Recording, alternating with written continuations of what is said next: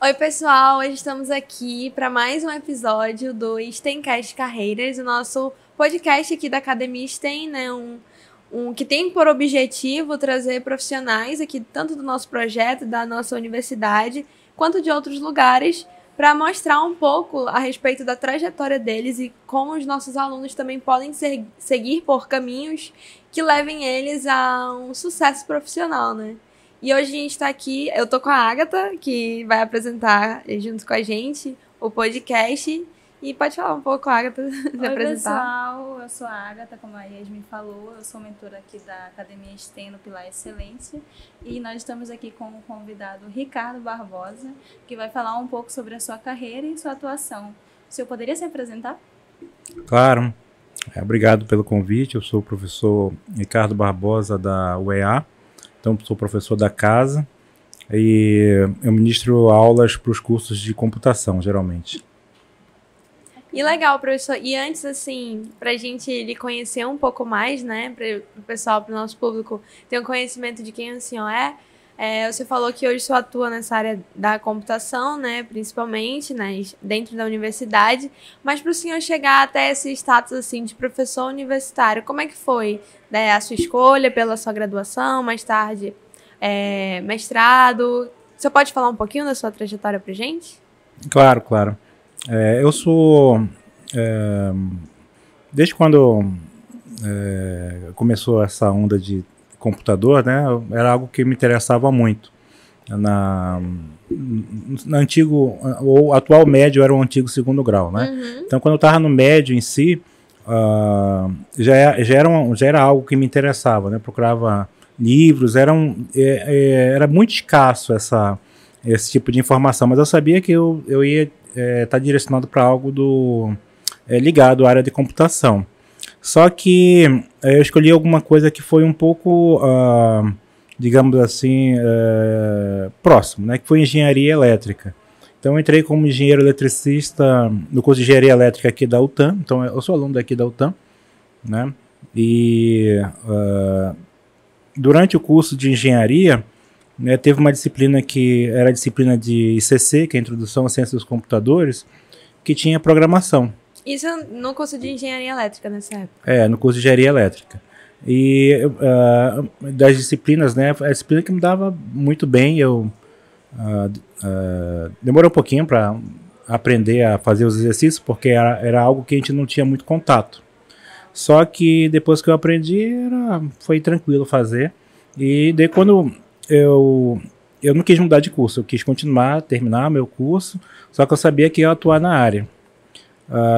Terminando o curso de engenharia elétrica, eu fiz uma especialização em desenvolvimento de sistemas, que basicamente era o resumo do curso de processamento de dados, né? Os cursos de processamento de dados, eles vieram dos cursos de estatística, né? Geralmente são os cursos de estatística que precisavam de computadores, né? Eles que adquiriam os computadores e deles que saíram os diversos cursos de computação do país. O pessoal da UFAM, eles tinham o curso de processamento de dados, né? Eles fizeram uma pós, né? Uma pós ligada ao desenvolvimento de sistemas e a parte mais administrativa, e eu entrei na pós ligada ao desenvolvimento de sistemas, que basicamente era um resumo do curso todo de processamento de dados, eram os 4 anos, mais ou menos um período de 1 ano, porque eram aulas diretas, né? Nossas pós aqui, por exemplo, elas demoram entre 1 ano e meio e 2 anos, porque a gente só tem aula no final de semana, porque as pessoas trabalham. Mas na época, geralmente era um curso direto, era bem mais rápido. Uhum. Então eu fiz a pós em especialização em desenvolvimento de sistemas, e eu dava aula, né, também. Depois que terminei minha pós, eu dava aula na antiga UTAM, né, eu cheguei a dar aula bem aqui, ainda nos anos 90, e eu comecei a atuar como analista de sistemas. Então eu trabalhei, a carreira em si minha, mesmo na prática, foi de analista de sistemas. Na FUCAP, né, que desenvolvia sistemas para Suframa. Uhum. Então a FUCAP, ela desenvolvia sistemas de automação de e-government. Hoje em dia a gente chama de e-government, né? O pessoal manda informação para a Suframa dá ok, não precisa carimbar, nem passar na Suframa para autenticar nada, né? Tudo eletrônico. E rapidinho, professor, só uma pausa aí na sua história.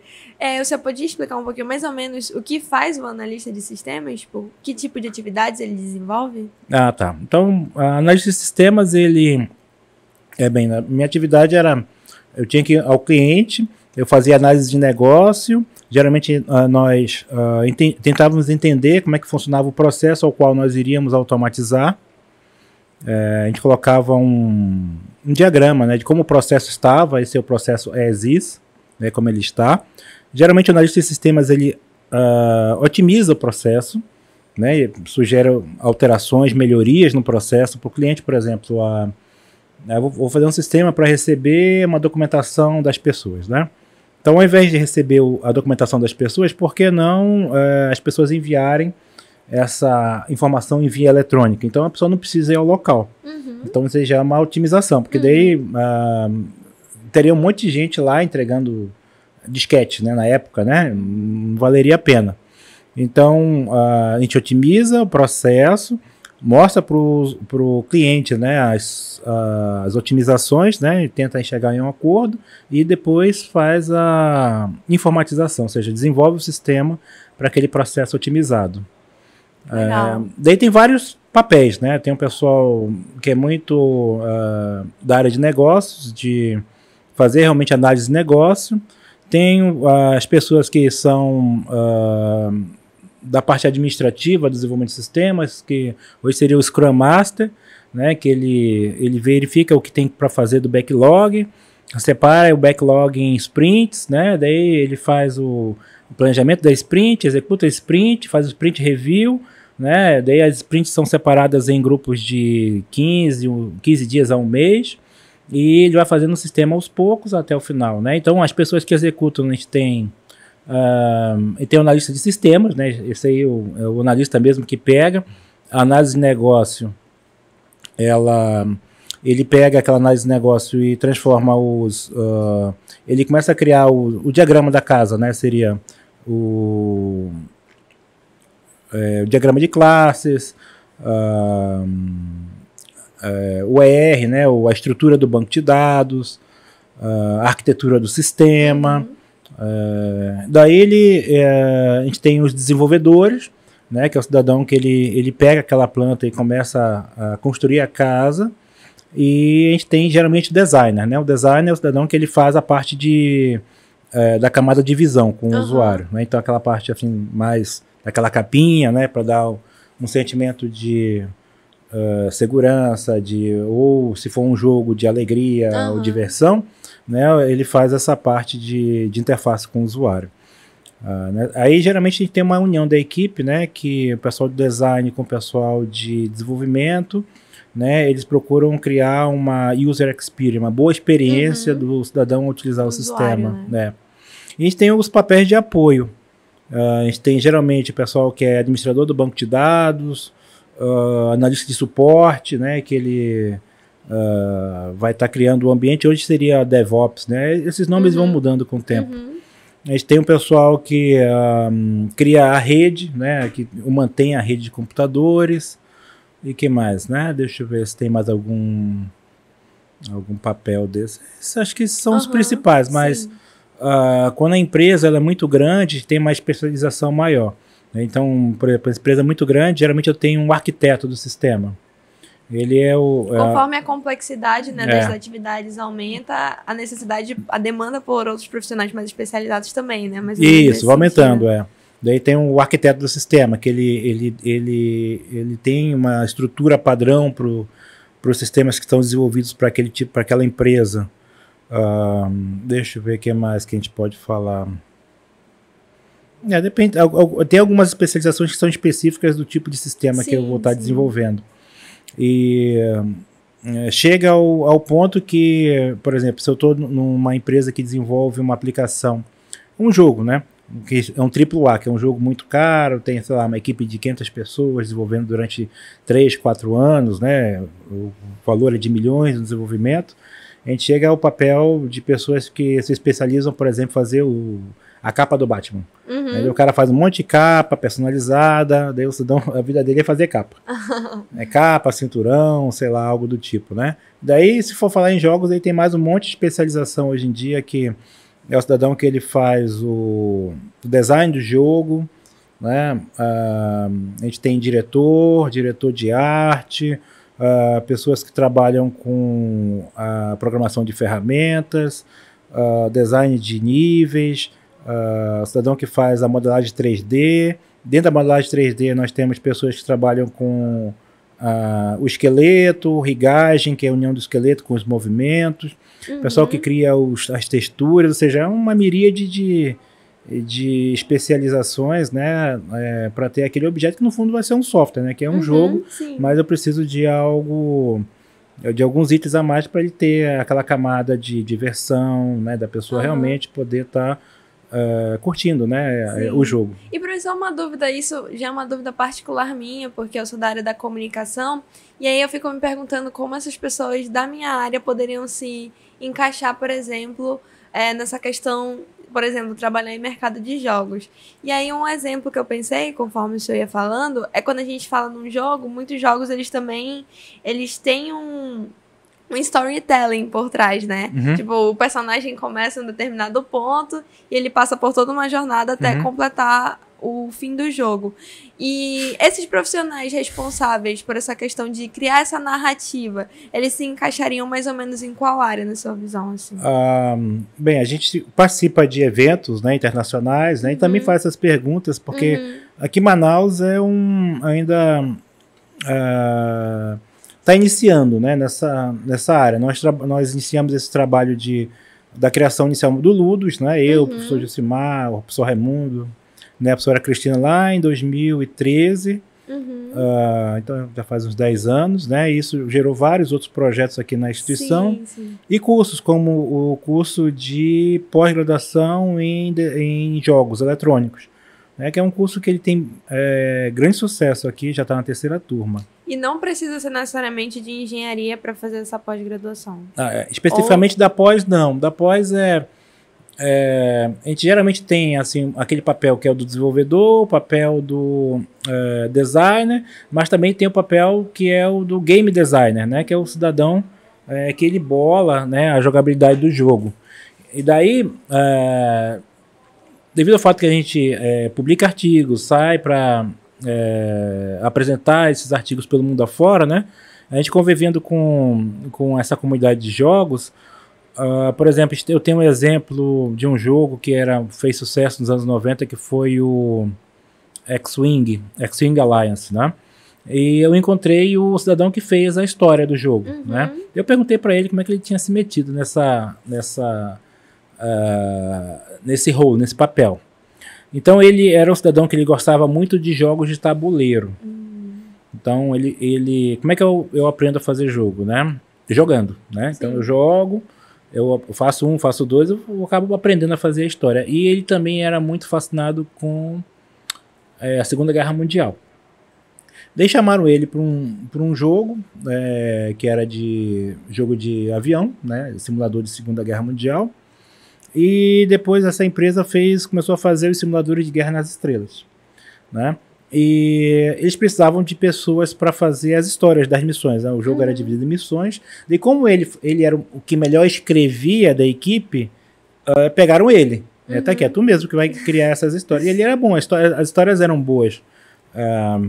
Eu joguei e eu gostei muito da história, né? Eu gosto muito da história, assim, da história evoluindo direitinho. E ele fez uma história bem bacana desse X-Wing X-Wing Alliance é o nome do jogo da época. E ele ficou bem famoso, né? E hoje ele dá aula na Holanda.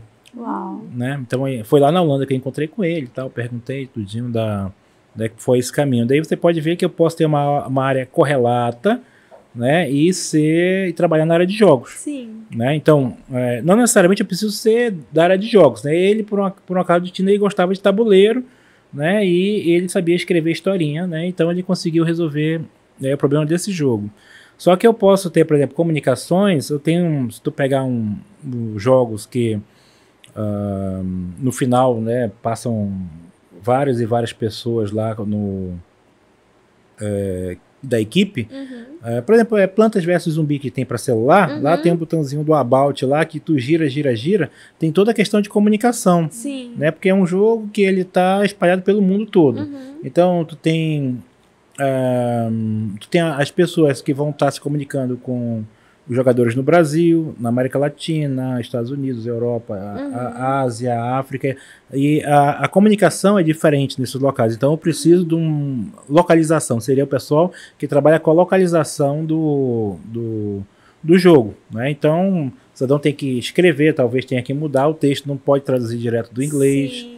É por conta do contexto cultural de cada lugar até, né? Da maneira com que as pessoas interpretam, tipo, a maneira com que o jogo, as descrições e tudo mais. Isso, né? Então, é fácil de entrar porque eu tenho vários desses papéis, né? Marketing, vendas. Então, não diretamente só o jogo em si, mas para manter a empresa em funcionamento. Legal. Professor, eu pude perceber que a pessoa, quando ela decide o que ela quer fazer, ela costuma utilizar as experiências e gostos dela, como o senhor estava falando do seu colega da Holanda. Ele utilizou a experiência e gosto dele para poder criar esse jogo e isso lhe tornou bastante famoso. O senhor acredita que isso também tenha lhe incentivado a entrar na área de jogos? O senhor tinha esse gosto por jogos ou o senhor nem conhecia o suficiente na época e foi aprendendo isso com o passado, com o que o senhor foi estudando? Bem, daí, veja só, eu já tinha interesse, né, em relação a computadores. Eu vi que eu conseguia programar de forma mais fácil que outras pessoas programavam.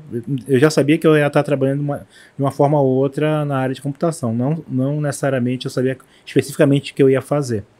Só que me ajudou a saber que mais ou menos onde estava o local que eu ia estar atuando. E depois de ter feito o desenvolvimento de sistemas e ter trabalhado na FUCAP como analista de sistemas, né, eu ganhei know-how, né, realmente de criação de banco de dados. Assim, eu fazia vários papéis, né, da equipe de desenvolvimento de sistemas e depois eu acabei me tornando coordenador de projeto. Né, porque analista de sistema geralmente ele comanda equipes. Né, então nosso curso aqui de sistemas de informação, ele é um curso que ele tem ciência da computação e um pouco de administração. Porque uma hora o estudante ele vai decidir se ele vai continuar como um técnico ou se ele vai galgar posições na área administrativa. Geralmente é muito comum o cidadão que ele é o vice-presidente de sistema da informação advir da área de análise de sistemas. Então ele pode galgar uma vice-presidência, né, especificamente na área de sistema da informação. Também, basicamente, os rolos são análise de sistemas, ele vira coordenador de sistemas, gerente, diretor, né, de sistemas e vai embora, dependendo da estrutura da empresa. Mas é muito comum, né, o pessoal de análise de sistemas realmente gerir uma equipe. Então eu geria equipes, né? Paralelamente eu ministrava aula, né, que era algo que era muito comum para mim, por exemplo, estudar, fazer uma apresentação de um trabalho no colégio e os colegas entenderem, né, que eu estava falando. Então, meu pai também era professor, minha mãe também. Eu sabia que de alguma hora ou outra eu ia para a área de ensino. Só que eu queria ir com titulação. Eu não queria ir de cara, eu queria já com titulação e com know-how de algo prático. E professor, e com relação a essa tomada de decisões? Essa é uma pergunta pessoal minha, porque de acordo com que a gente vai andando, vai trabalhando, vai estudando, nós vamos conhecendo várias áreas diferentes. O senhor tem uma longa trilha ali, então com certeza já deve ter lidado com várias oportunidades. Como é que foi para o senhor escolher qual era o caminho certo para tomar? Ou quando é que algum projeto que o senhor iniciou era um momento de parar ou de continuar lutando, como, por exemplo, o senhor falou no início, que queria continuar a engenharia elétrica mesmo depois de decidir que era algo que o senhor queria ir para a computação. Como é que o senhor decidia isso pessoalmente? Quando continuar e quando parar? A engenharia elétrica, ela tinha alguma relação com computação, só que a engenharia elétrica, das engenharias, é que tem mais cálculo. Algo que a gente vê na computação é que o pessoal tem só cálculo 1 e acaba. Cálculo e estatística é muito importante na área de computação. Daí eu achava que o ensino da área da engenharia ele dava uma base melhor do que estava na época nos cursos de computação que estavam começando. Então eu falei, bom, eu vou me formar com engenharia e depois vou fazer uma especialização. Daí calhou de aparecer uma especialização na área de desenvolvimento de sistemas, né? Daí eu continuei. Daí para mim foi uma decisão que eu tinha feito. Vou terminar a engenharia, né? E vou continuar a computação. Mas a minha atuação mesmo foi em computação, mas a parte de cálculo, né? Que eu vi na engenharia, aquele conhecimento mais amplo, abre nossas ideias, ajuda a gente a estruturar o nosso pensamento. E o meu mestrado e doutorado foi com o pessoal de engenharia elétrica. Porque engenharia elétrica, como tem cálculo 1, cálculo 2, cálculo 3, cálculo 4, geralmente a pessoa de engenharia elétrica trabalha com processamento digital de sinais e com processamento de imagens. Né? É meio estranho, né? A pessoa de engenharia elétrica trabalhar com processamento de imagens. É porque como tem todo o rol de matemática, né? Ficou com eles essa área. Então, quando eu fui, eu ainda estava na FUCAP com esses sistemas. Aqui na antiga UTAN abriu... Os professores da UTAN era o seguinte, a UTAN, os professores geralmente eles trabalhavam no distrito e trabalhavam na UTAN, né? Porque na época o salário não era bom, né? Se eu ficasse só na UTAN, eu ia passar fome, pronto. Assim, esse era o feedback que os professores davam pra gente. Então, geralmente, eles tinham uma dupla carreira.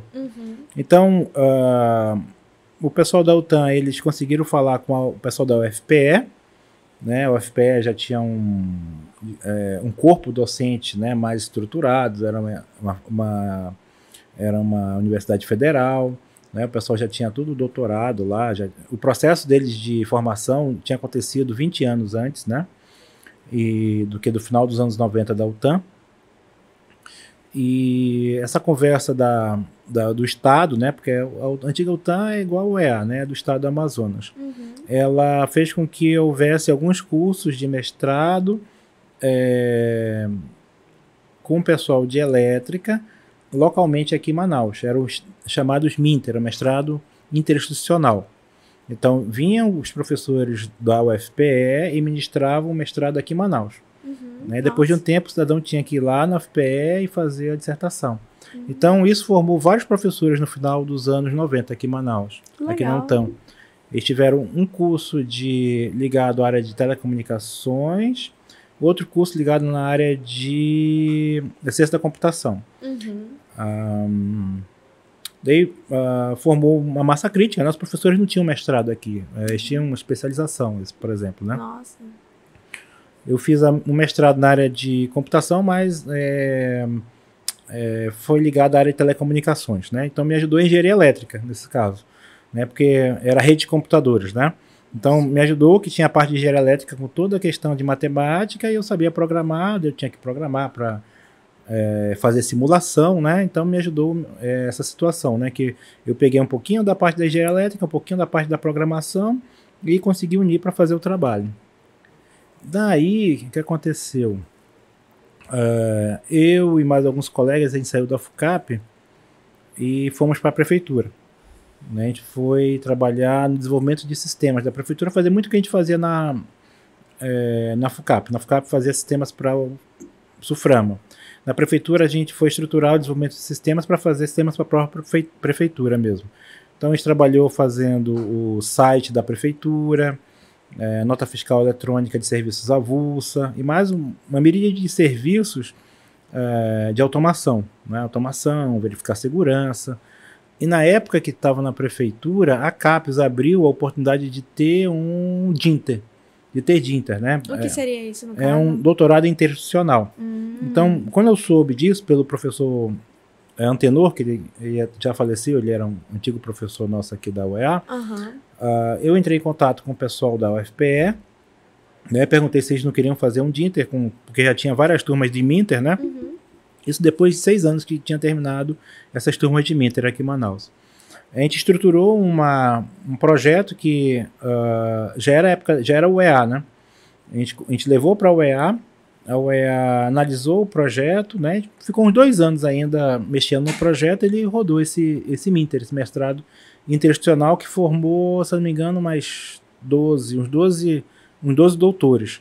Formar doutor é muito difícil, assim, é um cidadão que ele vai de um em um, né? Vai um, vai outro. Formar 12 foi uma grande diferença. Então, formou eu, o professor Raimundo, o professor Gilcimar, a professora Neide, o professor Soge, né? Professores tudo aqui da casa hoje em dia, né? Sim. Deixa eu ver quem mais. Formou o professor do IFAM.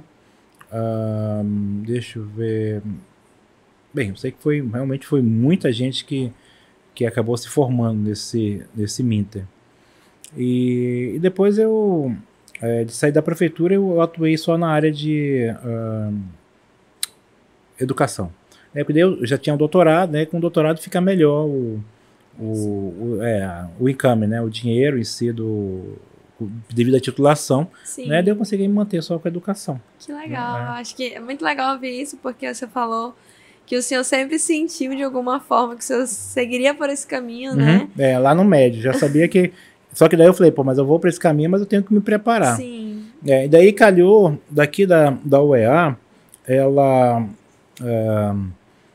convenceram eu acho que foi na época o governador, era o Aziz, a ter um aumento salarial. Teve um ótimo aumento, assim, uma ótima carreira de salários aqui da UEA. Por exemplo, aqui ficou maior do que a UFAM, né? Passou da UFAM e realmente ficou uma carreira muito interessante, entendeu? No qual não precisava estar o professor aqui num turno, outro turno em outro local. E que já é um trabalho assim que exige bastante, né? O professor universitário. Exige muito. Daí o que a gente fez? Bem, a gente está por aqui mesmo, né? Aproveitando que a gente passou a vida toda trabalhando assim, em vários turnos, né? Então a gente fez um laboratório e ficou nos vários turnos aqui mesmo, aqui na instituição. Porque hoje em dia, né, no laboratório, no Ludus, o que a gente faz? Né? A gente roda vários projetos, né? Inclusive esse projeto aqui é um dos projetos que roda, advindo desse projeto original lá do Ludus. E os alunos, né, que estão conosco, eles geralmente ficam pela parte da manhã, rodando projetos. De tarde a gente tem as nossas aulas, e de noite... geralmente a gente fica por aqui também, fica o dia todo, né? E os alunos também, os nossos melhores alunos são os alunos que eles ficam um dia conosco. E essa ideia assim do Ludus, professor, teve alguma origem específica? Vocês se reuniram a algo que vocês já desejavam? Ou foi com o passar dos anos que ela foi se concretizando assim de alguma forma? Especificamente de jogos era mais o Gilcimar, que ele sabia que ele ia mexer com jogos também. Em algum momento ele ia trabalhar com jogos, ele estava com muita vontade. Ele reuniu alguns alunos, né, para inicialmente fazer alguns trabalhos ligados à área de jogos. E eu trabalhava na área de processamento digital de imagens, que foi meu trabalho de doutorado. Ele trabalhava com linguagem de programação, né? Daí teve mais a Cristina, que geralmente ela faz trabalho de Scrum Master, e o Raimundo, ele mexe com redes, com segurança, né? Então todo mundo tem algo que dá para adicionar, né, nesse balaio, né, de jogos, né? A gente abriu uma salinha, né? Tinha uma salinha que estava desocupada ali na frente da UNTAN. Aquela sala ficou desocupada há vários anos, né? A gente conseguiu um pedacinho da salinha, e com o passar do tempo a gente olha, não está usando nada aqui, a gente não pode pegar um pouquinho do lado, e a gente conseguiu aquela sala. Rodamos vários projetos lá, e a FAPEAM ela lançou um edital de atualização do projeto de laboratórios. Daí a gente submeteu, né, nesse edital, daí que a gente reformou. E reformou, ficou muito parecido com essa sala, assim, mais arrumadinho, porque antes a gente só ia pegando mesa de um lado, cadeira do outro, e ficava tudo um Frankenstein, assim, tudo bem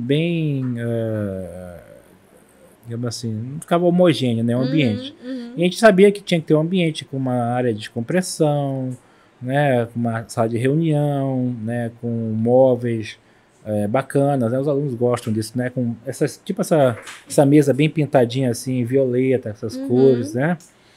E queria até um ambiente mais aconchegante, assim, até mesmo para o desenvolvimento dos trabalhos de vocês, né? Exatamente. Então a gente conseguiu essa ajuda da FAPEAM, reformou o laboratório. Quando a gente cristalizou a ideia do que a gente queria para um ambiente bem diferenciado para a universidade, as empresas elas chegavam e falavam, eu quero um laboratório como esse aqui. Pronto, é isso daí. Porque toda vez tinha aquele laboratório assim, chato, branco, não sei o que mais, né? Daí via um laboratório diferente, não quero esse chato, eu quero um laboratório coloridinho, bonito, tipo esse daqui que está aqui. Então, a gente começou a formular projetos, né? Daí a gente conseguiu dar bolsa para os alunos, né? Bolsa, viagem, né? Da FAPEAM a gente conseguiu pegar os alunos que ficavam conosco e, por exemplo, a gente foi para Foz do Iguaçu, né? A gente viajou para São Paulo, a gente viajou para Holanda, pegou o aluno, foi com a gente para a Holanda. Então, teve gente que nunca tinha viajado, nem saído de Manaus, né? Então foi uma experiência boa para os alunos em si, né? E é aquilo que eu falei, os alunos, eles tem muitos alunos, eles não têm condições financeiras. Sim, né? verdade. Então eles chegam de manhã, né? Tem o café da manhã, não sei quanto é que tá o café da manhã hoje em dia. 80? Isso. 80, né? 80 centavos. Daí ele passa a manhã em projetos. Esse projeto tem bolsa. As bolsas variam entre R$ 1.600 e R$ 2.500, dependendo da negociação que foi feita com a empresa. Então já tem aluno que a bolsa já é a renda da família, né? Só para vocês terem uma ideia. E almoço aqui, acho que tá 1,60? 1,80. 1,80, aumentou, tá mais caro, 1,80. Então tá 1,80, né, ele almoça no restaurante universitário, daí de tarde ele vai para as aulas, né, geralmente é de tarde, no meio da tarde para a noite, e de noite muitos alunos ainda ficam aqui estudando, se preparando, daí vai para casa mesmo só para dormir e volta no outro dia. Né? Então, o que a gente colocou? A gente colocou um ambiente que ele tem um local para o cidadão tomar banho, né? Então a gente geralmente coloca um banheiro para o cidadão tomar um banho, né? Não tinha por aqui, né? Era difícil, né? Sim. Um local de descompressão que dá para... Tô com sono, tô conseguindo... Pega um puff e dorme, né? No canto. E é um local no qual ele pode... Fica à vontade para estudar, ele se sente... ele se diverte, né? Aqui embaixo do térreo do STEM, né? Tem o CDC, né? Que os alunos ficam bastante à vontade. Isso, porque o CDC antes só era umas mesas velhas de dominó, né? Hoje tem ping-pong, tem, sei lá, tem PlayStation, tem um monte de coisa que os alunos passam aí boa parte do final do dia, né? E eu acho muito legal, assim, esse lado dos professores apoiarem esse espaço mais dinâmico, mais lúdico, porque isso incentiva até a própria rotina de trabalho dos alunos e de estudo, né? Porque muita gente associa a universidade e os ambientes de trabalho a uma coisa muito fechada, né? Uma coisa muito, assim, séria. E, claro, a gente vem para a universidade, a gente vem para o nosso ambiente de trabalho para cumprir com os nossos objetivos, com as nossas metas, mas quando esse ambiente consegue somar com outros momentos, né, momentos mais de descompressão, como o senhor mesmo falou, eu acho que isso até aumenta, com certeza, sem dúvida, a produtividade, né, do espaço e das pesquisas como um todo. Porque às vezes eles ficam meio sobrecarregados, né, então às vezes é necessário um ambiente desse para poder descontrair. Isso, a gente além da descompressão, também algo que a gente viu recentemente é que a gente está fornecendo apoio psicopedagógico, né? Muito importante também.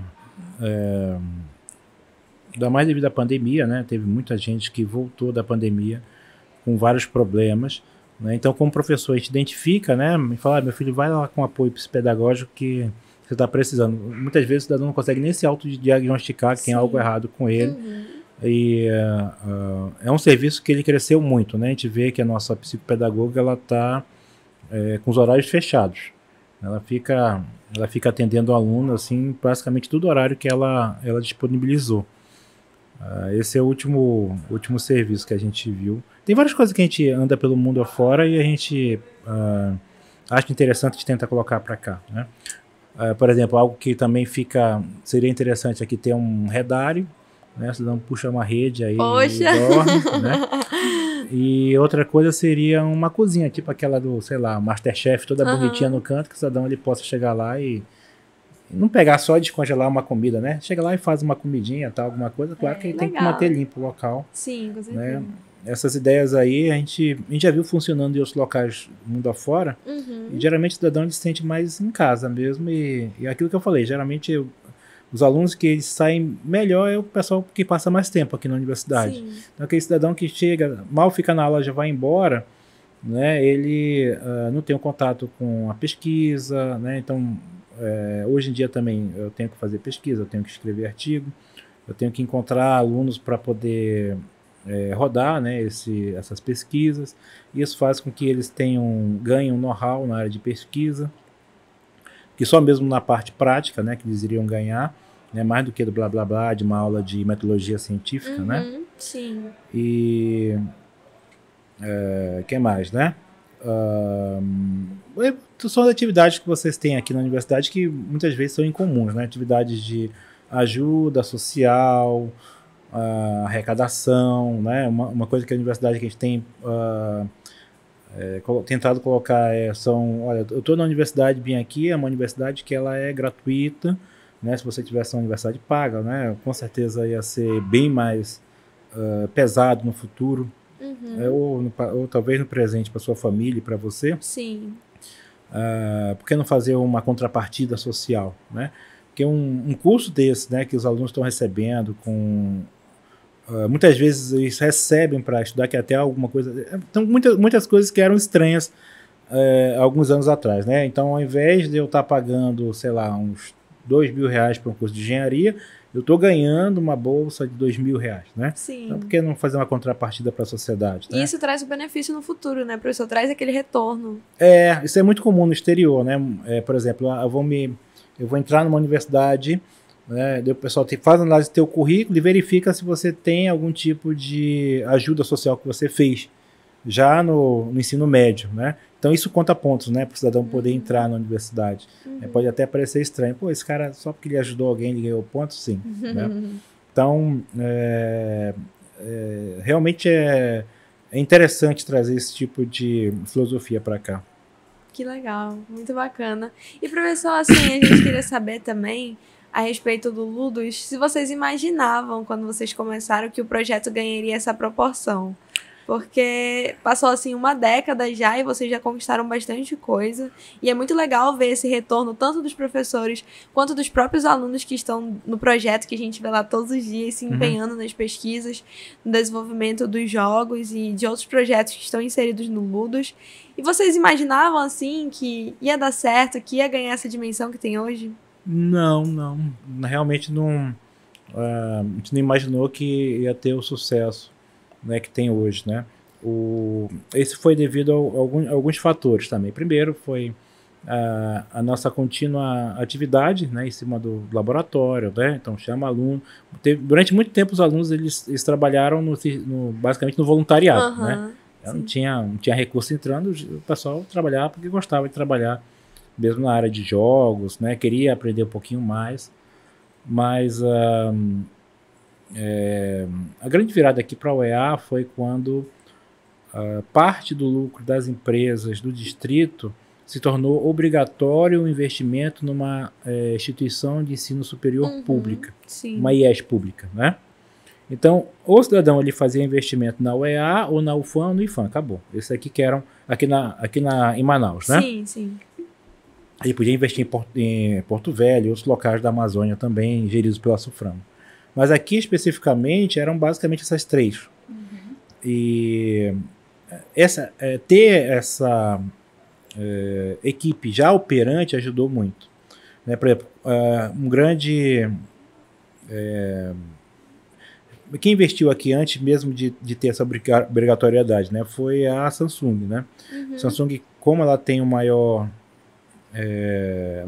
lucro, né, do distrito, e também tem o maior... digamos assim, obrigação, né, para investimentos, né? Então eles chegaram E na época a Samsung estava trabalhando com realidade virtual e jogos, né? Onde é que eu vou trabalhar com jogos, né? Daí eles foram visitar as IEs e encontraram a gente por aqui, né? Daí eu falei, pô, o EA é meio central, né? Que é aqui na Darcy Vargas, né? Ou seja, é um local central hoje em dia da cidade. Sim. E já tinha uma equipe trabalhando com o desenvolvimento de jogos aqui. Então eles aportaram na época que foi o Projeto Ocean. O Projeto Ocean inicialmente era o professor Antenor, né, que ele veio a falecer, eu, o Raimundo e o Gilcimar. Né, então a gente iniciou o Projeto Ocean, que era um projeto de ensino da Samsung. Depois veio a Fapian, que a gente reformou o Ludus, né? Daí saiu do Ocean, reformou o Ludus, daí e teve um projetinho nosso pessoal. E vieram várias empresas, entre elas a Transire, né? Que fabrica máquinas de pagamento digital, que hoje em dia é um grande financiador nosso. A Tectoy, né? A Transire, basicamente, hoje em dia, ela tem a marca da Tectoy. A Tectoy é grande fabricante de jogos, de consoles, né? Master System, Mega Drive dos anos 80, 90, né? Todo mundo da minha idade lembra dessa marca, a Tectoy. E basicamente, eu acho que eles são o segundo maior faturamento aí do distrito na área de P&D, né? Ele foi voltado para P&D. Então, eles investiram, né? Daí, desses projetos com a Samsung, com a Tectoy, Transire e Calidus, né, que fazem parte do grupo, a gente conseguiu construir alguns locais específicos para P&D. Esse aqui, por exemplo, é o projeto STEM. Sim. Então veio da Samsung. O Ocean, que era da Samsung também, gerou um prédio lá atrás, né, que é o prédio que roda aqui do lado. Com a Transire, né, a Transire a gente fez o Salto, que era um laboratório que era para desenvolvimento de jogos e de aplicativos de pagamento digital. Né? Então, hoje em dia vai ser algo do tipo Tectoy Labs, né? Na verdade, a gente vai desenvolver jogos para Tectoy, né? Acho que o único canto que está desenvolvendo jogos para Tectoy, pelo menos P&D, vai ser conosco aqui na UEA. E a gente tem no interior esse desenvolvimento de aplicações da capital. A gente fez um laboratório no interior, que foi o Quiantupa, lá no Tefé. O Adam já deve ter falado para vocês aí. Sim. Se não falou, deveria ter falado. E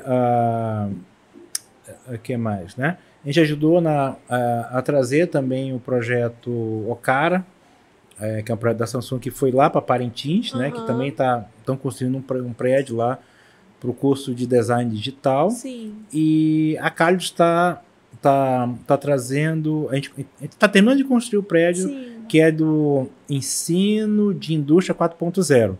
Então, com cursos ligados à área de sol, da SMT, que mais, né? Desenvolvimento de sistemas. E interessante que os alunos que eu acabei de falar, né, que ficam muito tempo no laboratório, o que eles fazem aqui na UEA é o que eles iriam fazer numa empresa. Né? Muitos alunos falam, professor, um dia eu estou trabalhando na UEA, desenvolvendo um sistema, estudando, me formei e no outro dia eu estou na empresa.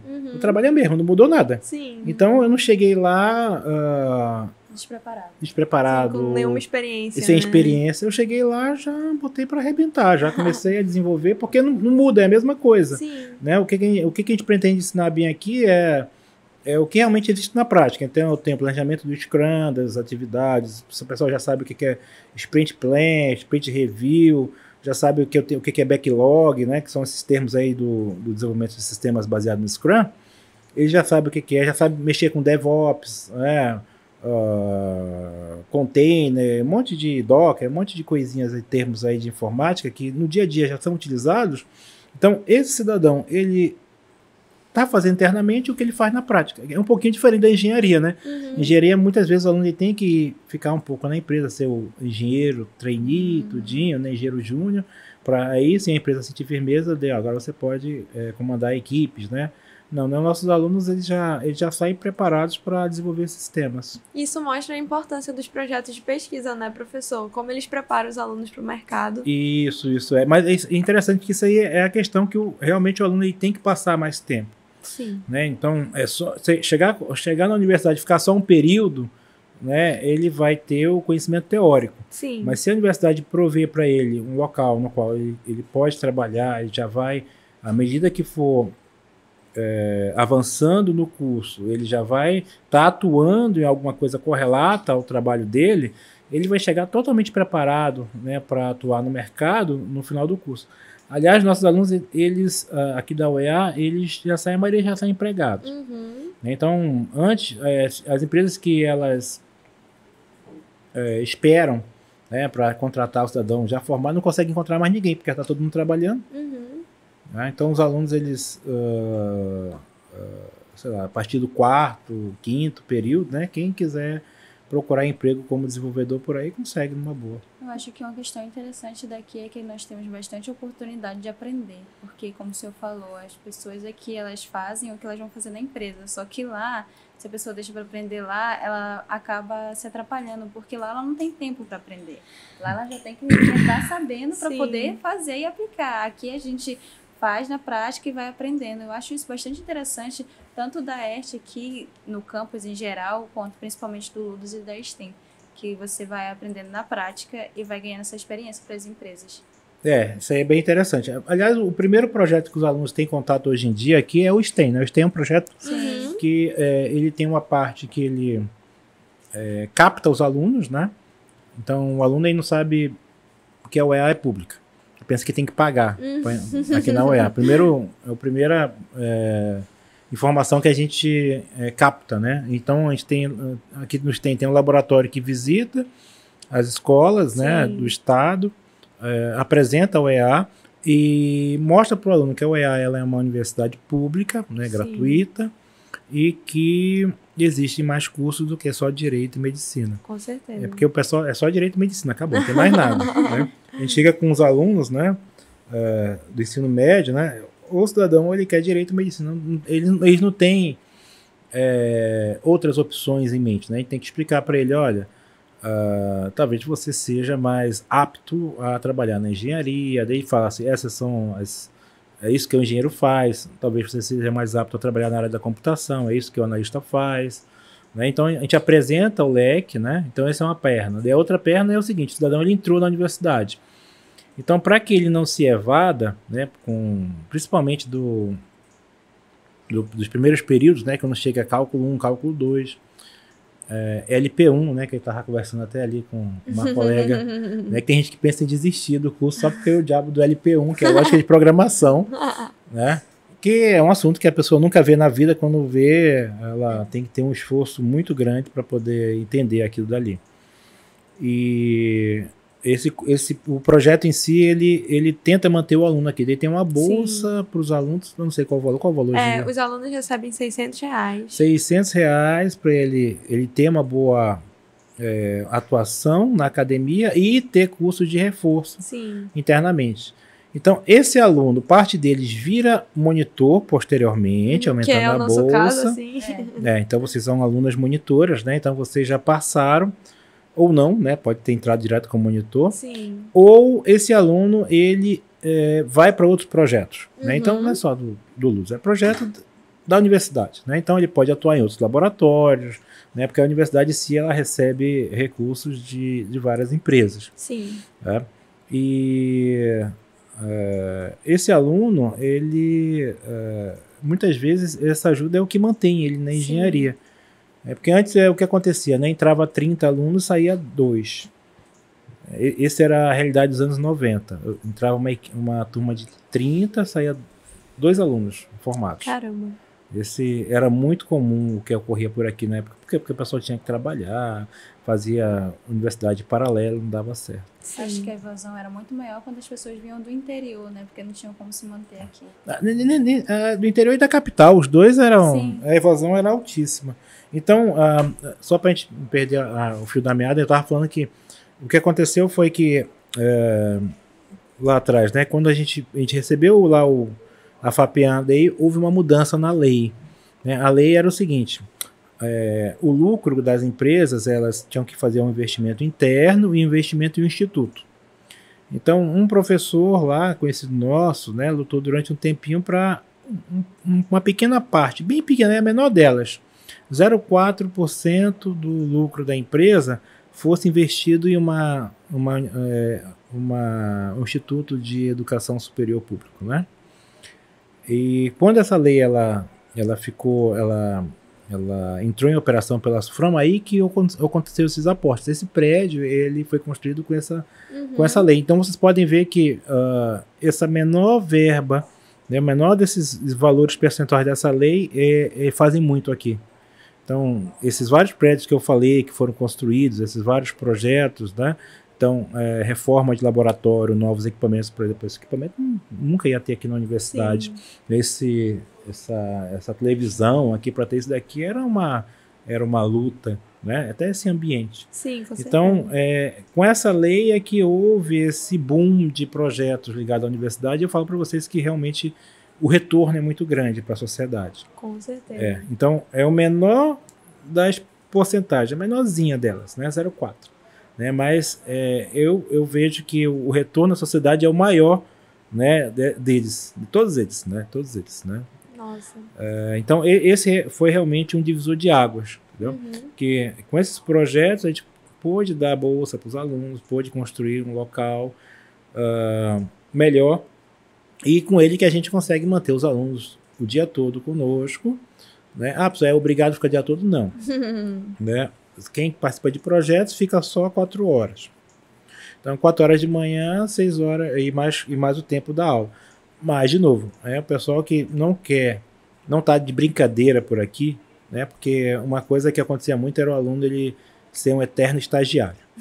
Tinha gente que estava feliz em ficar 10 anos como estagiário no distrito, né? Daí a gente chega com ele e fala, não, filho, não é isso, você tem que se formar porque você está segurando uma vaga de alguém que está vindo lá atrás, está querendo fazer a mesma coisa que você não pode ficar aqui com a gente direto. Então, 4 anos sistema da informação, 5 anos de engenharia, né? Então, você tem que pensar em 5 anos, não em 5,5, 6, né? Você tem que dar vaga para quem está entrando, que está precisando, aí você vai e atua na sua área de trabalho.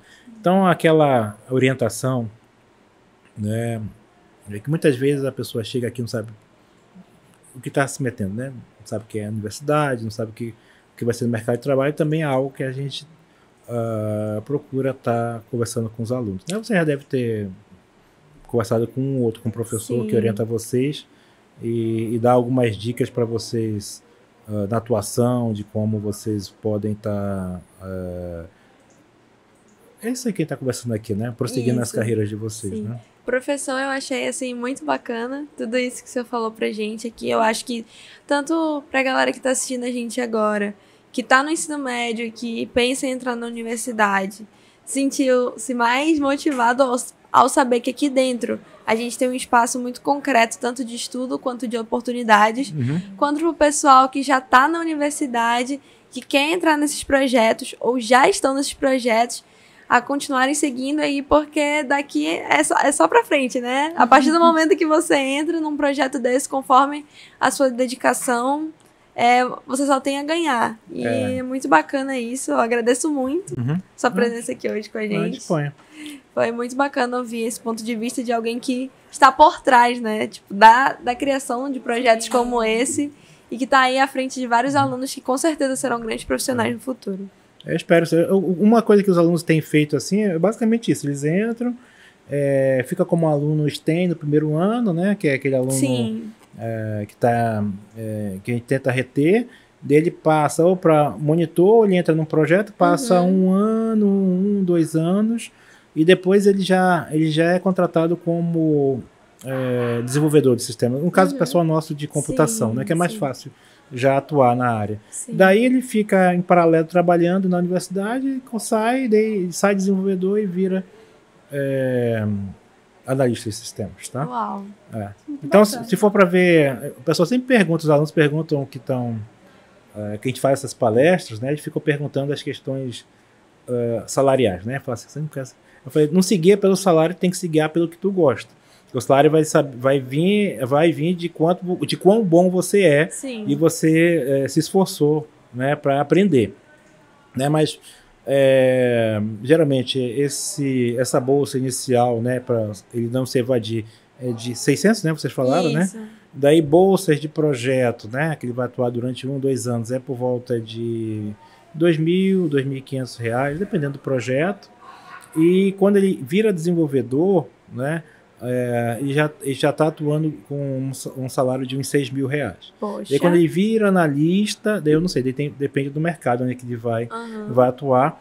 Mas até recentemente tinha aluno nosso que ele atuava, por exemplo, na Amazon, né? Pelo menos eu sempre pergunto para poder contar, né, para o restante dos alunos. Né? Teve aluno que ele, como desenvolvedor da Amazon, ele ganhava R$ 40.000. Meu Deus.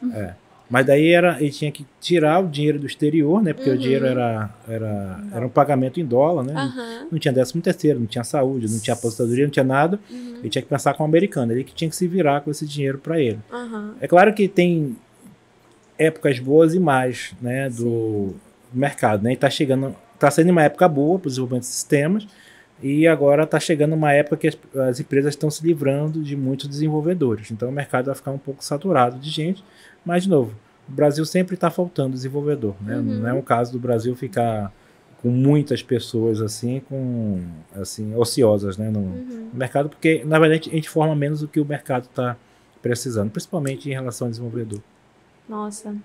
Então, professor, aí pro pessoal que quer entrar nessa carreira, acabaram de ouvir o professor falando, é uma ótima escolha, claro, tem que ter muito esforço, muita dedicação, mas com certeza os frutos a serem colhidos serão muito positivos. E é isso, professor, a gente agradece muito a sua vinda aqui hoje para o STEMcast Carreiras. Foi uma conversa muito bacana e eu que não sou diretamente dessa área de engenharia de computação, eu fico bem empolgada escutando, instigante, bem instigante. E é isso, esse foi mais um nosso episódio. Se você quiser se despedir do nosso público. Eu agradeço o convite, espero que quem estiver ouvindo talvez possa repensar e trabalhar na área de computação. Né? Estamos aqui na universidade com os cursos de engenharia da computação, que é ciência da computação com engenharia elétrica, na parte de eletrônica, né? Sistema da informação, que é o pessoal que vai desenvolver sistemas, é uma mistura de ciência da computação com administração, e com curso de licenciatura em computação, né, que é para formação de professores na área da computação, tipo ciência da computação com pedagogia. Esses são os 3 cursos que nós temos hoje em dia, e todos os 3 eles habilitam, né, os alunos a desenvolver os sistemas, né? Então, a universidade é pública, espero que vocês gostem, né? Vocês que gostam da área, venham conosco aqui para a UEA, né? Que estaremos à disposição, né, professor? Estaremos aqui aguardando vocês, né? Espero que seja uma opção a mais. E é isso, pessoal. Fiquem ligados nos próximos episódios. Tchau, tchau. Até a próxima.